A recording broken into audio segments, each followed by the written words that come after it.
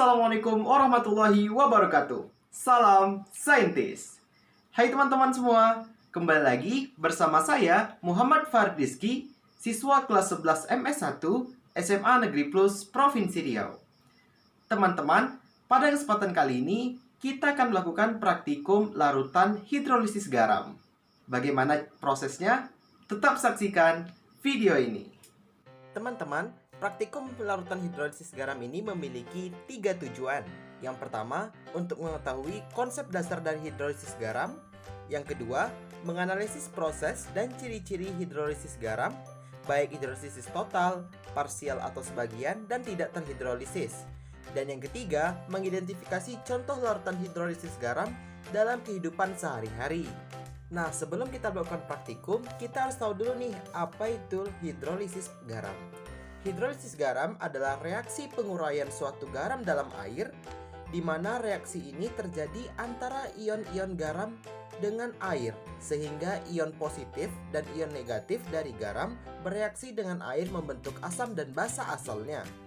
Nah, teman-teman, hidrolisis garam ini pada dasarnya merupakan reaksi asam basa Bronsted-Lowry yang telah kita pelajari sebelumnya.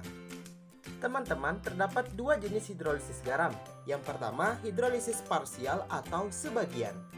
Pada hidrolisis ini, jika garamnya berasal dari asam lemah dan basa kuat, atau sebaliknya, dari asam kuat dan basa kuat. Pada hidrolisis parsial ini, hanya sebagian dari salah satu ion saja yang mengalami reaksi hidrolisis, apakah itu anion ataupun kationnya saja.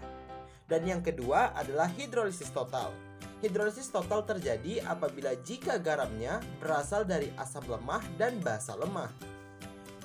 Hidrolisis total dapat bersifat asam, basa, ataupun netral bergantung pada nilai Ka dan juga Kb. Teman-teman, terdapat 4 sifat hidrolisis garam nih teman-teman.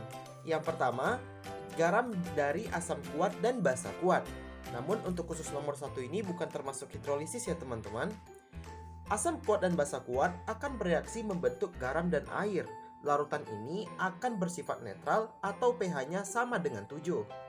Dan yang kedua, garam dari asam kuat dan basa lemah mengalami hidrolisis parsial seperti yang sudah saya jelaskan sebelumnya. Pada reaksi garam dari asam kuat dan basa lemah mengandung kation asam yang akan mengalami hidrolisis, sehingga nantinya hidrolisis garam bersifat asam atau pH kecil dari 7. Yang ketiga, garam dari asam lemah dan basa kuat akan mengalami hidrolisis parsial. Perbedaannya, anion yang akan mengalami hidrolisis teman-teman, jika tadi kationnya. Nah, sehingga menyebabkan nanti hasil hidrolisis garamnya bersifat basa atau memiliki pH besar dari 7. Dan yang keempat atau yang terakhir, apabila garam dari asam lemah dengan basa lemah akan membentuk garam yang terhidrolisis total atau sempurna di dalam air. Kation dan anion sama-sama terhidrolisis di dalam air. Dapat bersifat asam nantinya ataupun basa ataupun netral. Nah, ini nanti bergantung nilai Ka dan Kb-nya. Baik teman-teman, melanjutkan mengenai Ka dan Kb tadi, sifat larutan akan bergantung pada kekuatan relatif asam dan basa penyusunnya. Nah, inilah yang disebut sebagai Ka dan Kb.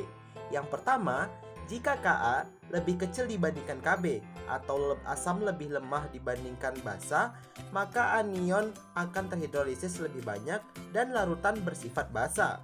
Yang kedua, jika Ka lebih besar dibandingkan Kb, maka asam lebih kuat daripada basa, maka kation akan terhidrolisis lebih banyak dan larutan bersifat asam. Sedangkan yang ketiga, jika Ka sama dengan Kb, apabila asam sama lemahnya dengan basa, maka larutan akan bersifat netral. Bagaimana teman-teman? Mudah kan untuk dipahami? Yuk kita lanjut ke tahap praktikum. Alat dan bahan. Alat yang dibutuhkan yaitu wadah dan sendok. Larutan yang dibutuhkan yaitu cuka, larutan deterjen, dan larutan garam dapur. Dan larutan ekstrak kunyit. Kita lanjut ke langkah pengerjaan. Teman-teman, saya telah menyiapkan 3 wadah yang kita gunakan untuk uji praktikum. Dan saya telah menyiapkan larutan cuka, deterjen, dan juga garam dapur atau natrium klorida. Saya telah menuangkan kurang lebih 20 ml cuka dan 20 ml air bersih.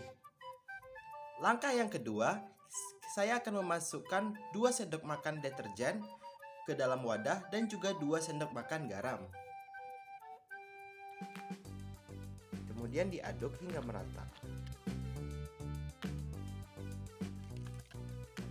Teman-teman, untuk menguji ketiga larutan ini, saya telah menyiapkan indikator alami yakni ekstrak kunyit. Saya akan memasukkan 2 sendok makan pada tiap-tiap larutan.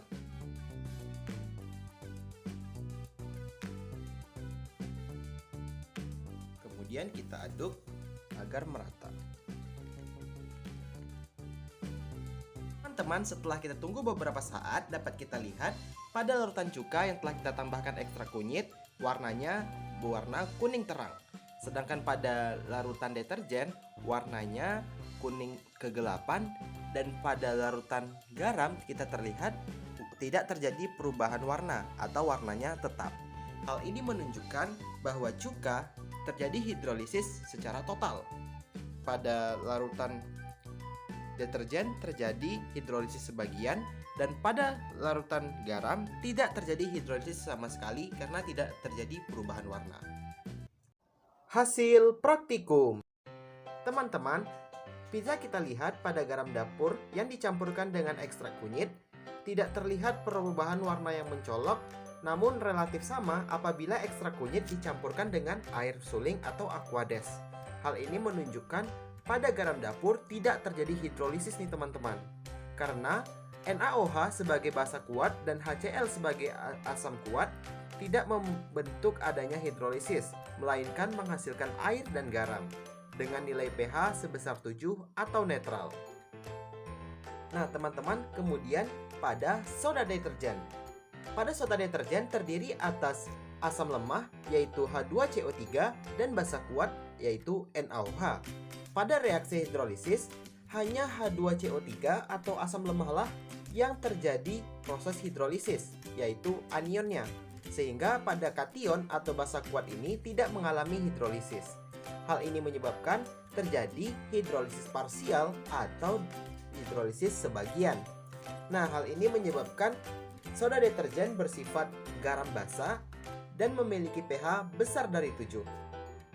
Nah, kemudian pada cuka teman-teman, dapat kita lihat pada larutan cuka yang dicampur dengan ekstrak kunyit terjadi perubahan warna menjadi kuning terang atau kuning cerah teman-teman.